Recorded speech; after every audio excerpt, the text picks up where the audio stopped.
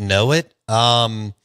But it sure seems to me that Georgia just flipped the switch. Like they beat the you-know-what out of Clemson, decided to sleepwalk for 6 or 7 weeks, Luke's, and then they just flipped the switch again and absolutely run Texas out of the stadium.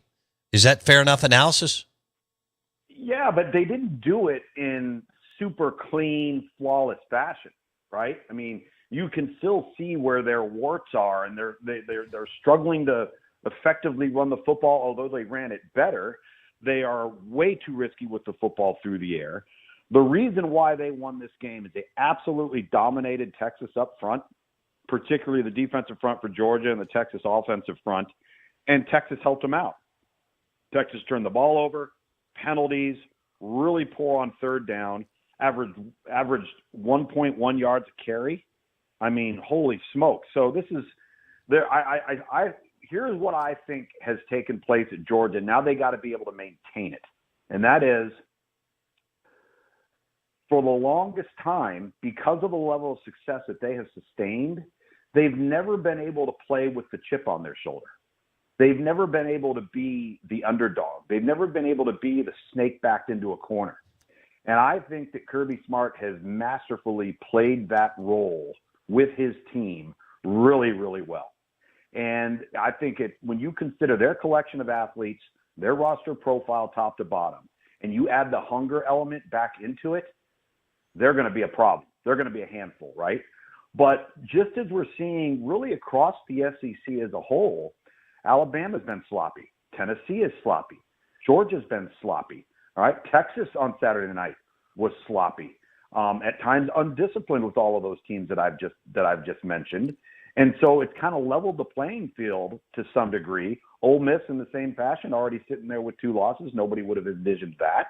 So I think the league top to bottom is experiencing more competitive balance and parity, not because it doesn't have potentially dominant teams, but because of the teams that are quote unquote supposed to be the best teams aren't always playing good football.